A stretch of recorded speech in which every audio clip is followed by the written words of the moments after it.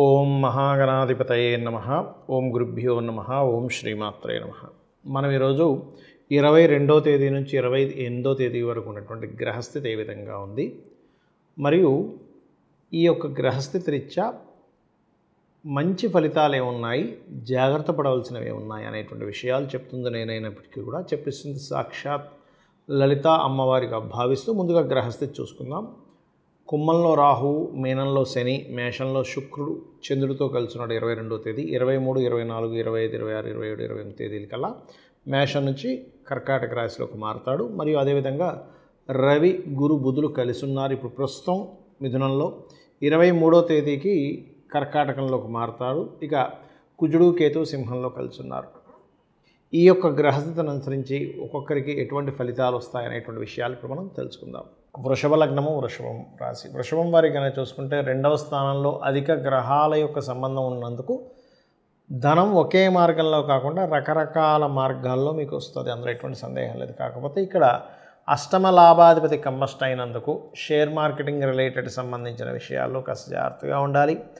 మరియు 4వ స్థానంలో కుజుడు, కేతువు కలిసి ఉన్నందుకు ఏదైనా ప్రాపర్టీ తీసుకునేటువంటి అంశాలలో, ప్రాపర్టీ కన్స్ట్రక్షన్ చేసేటువంటి విషయాల్లో, వాహనం తీసుకునేటువంటి అంశాల్లో చాలా జాగ్రత్తగా ఉండండి.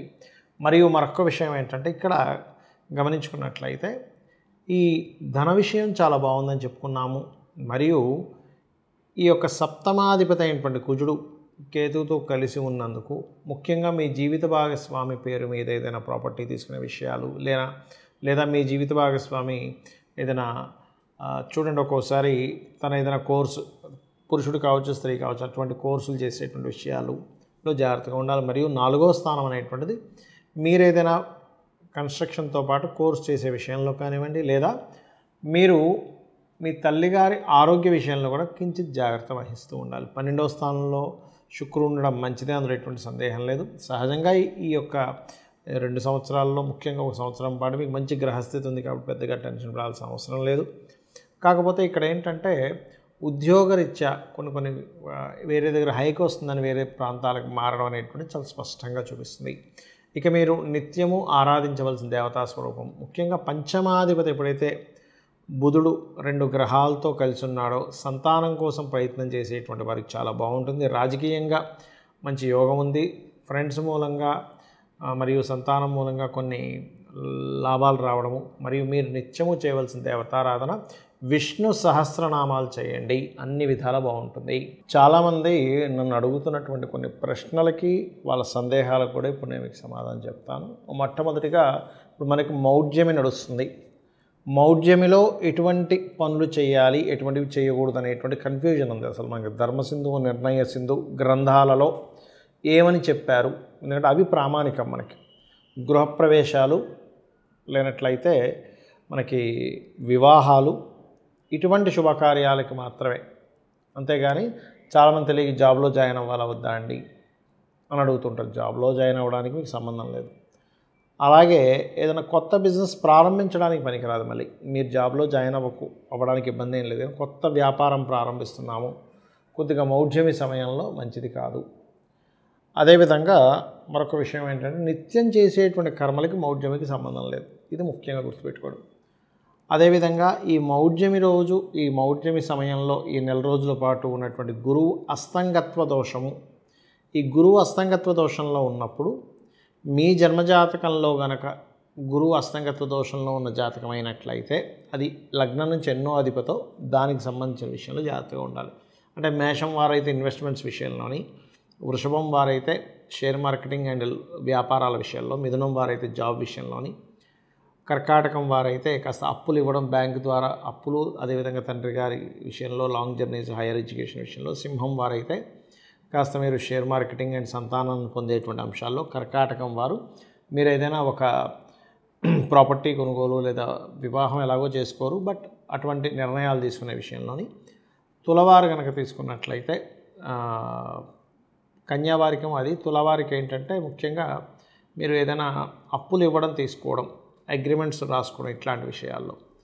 అదేవిధంగా వృశ్చికం వారికి ధన సంబంధించిన మరియు ఈ విషయాల్లో, సంతాన సంబంధించిన విషయాల్లో, ధనస్సు వారు ఏదైనా ప్రాపర్టీ తీసుకునే విషయంలో, మకరం వారు ఇన్వెస్ట్మెంట్స్, సిబ్లింగ్స్ విదేశాలకు వెళ్ళేటువంటి అంశాల్లో, కుంభం వారు ఫైనాన్షియల్ మ్యాటర్స్ విషయంలో, మీనం వారు కెరీర్ విషయంలో. అంటే ఎందుకు చెప్తున్నానంటే, ఇక మరొక విషయం ఏంటంటే, గోచారంలో మనకి కుజుడు కేతువు కలిసి ఉన్నారు సింహంలో.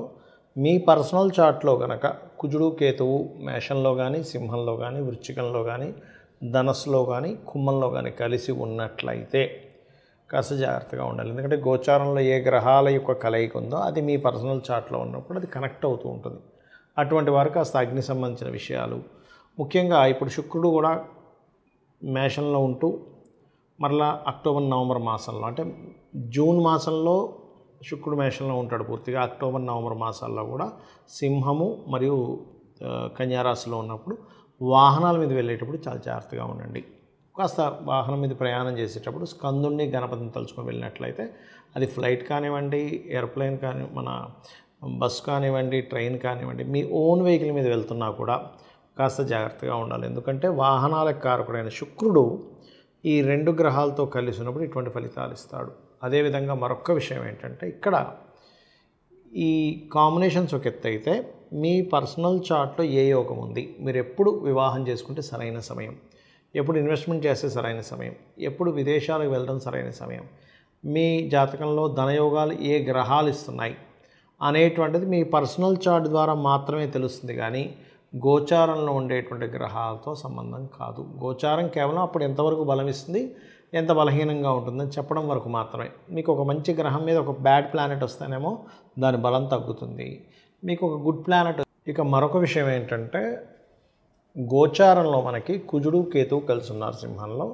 మీ పర్సనల్ చార్ట్లో కనుక కుజుడు కేతువు మేషంలో కానీ, సింహంలో కానీ, వృశ్చికంలో కానీ, ధనస్సులో కానీ, కుంభంలో కానీ కలిసి ఉన్నట్లయితే కాస్త జాగ్రత్తగా ఉండాలి. ఎందుకంటే గోచారంలో ఏ గ్రహాల యొక్క కలయిక ఉందో అది మీ పర్సనల్ చార్ట్లో ఉన్నప్పుడు అది కనెక్ట్ అవుతూ ఉంటుంది.